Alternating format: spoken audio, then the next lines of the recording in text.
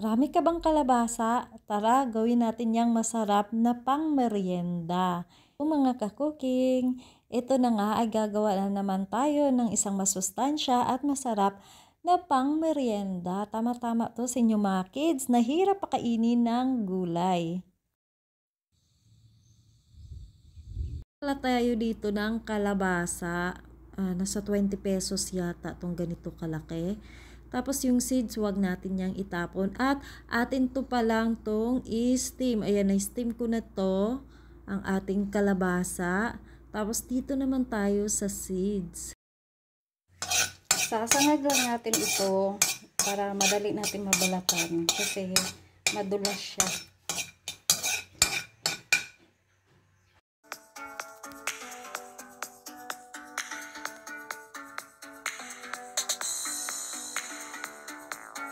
Tapos ay ate lang tong i-mash ang ating kalabasa. Tapos mag-iwan lang tayo nito ng konti mga ka-cooking dahil gagamitin yan natin sa ating sauce.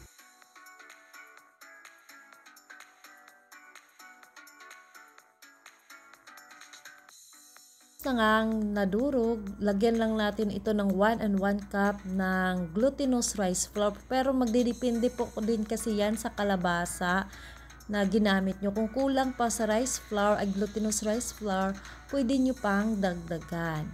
Kain lang natin ito hanggang sa makagawa tayo ng dough. Make sure lang na malinis ang ating kamay.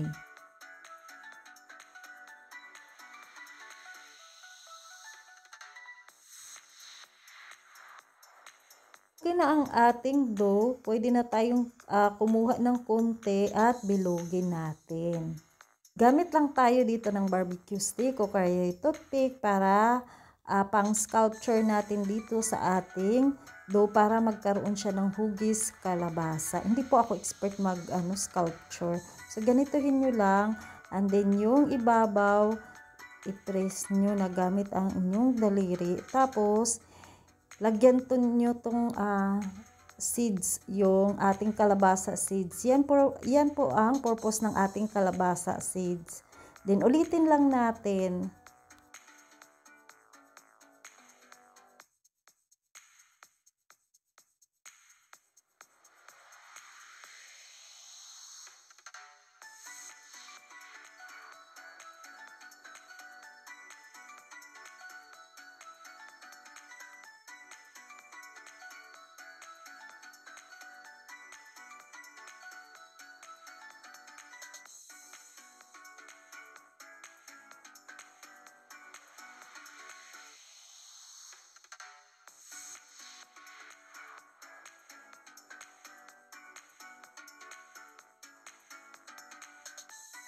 At pag natapos na nga nating bilugin ng ating kalabasa, ang susunod naman ay nagpakulo ako ng tubig dito at isa-isa ko na nga nilagay ang ating mga kalabasa. Para din yan siyang palitaw. Pag nagluto ka ng palitaw, pag naglutangan na siya, ang ibig sabihin yan ay luto na ang ating palitaw o luto na ang ating mga kalabasa. Tapos, ang susunod naman ay nilagay ko dito sa tubig na may ice. Naman sa ating sauce, gumamit lang ako din ito ng 1 and 1/2 cup ng coconut milk, 1/2 cup ng sugar, and then ating kalabasa puree, tapos ating salt. Haluin lang natin ito. Tapos, lagyan lang natin ito ng pandan para mabango, kung hindi vanilla. At para lumapot kunti, lagyan natin ng cornstarch flour. Yun yung may tubig na. At pakuluan lang. Pag ganito na lumapot, ayan, pwede na natin tong patayin ang apoy.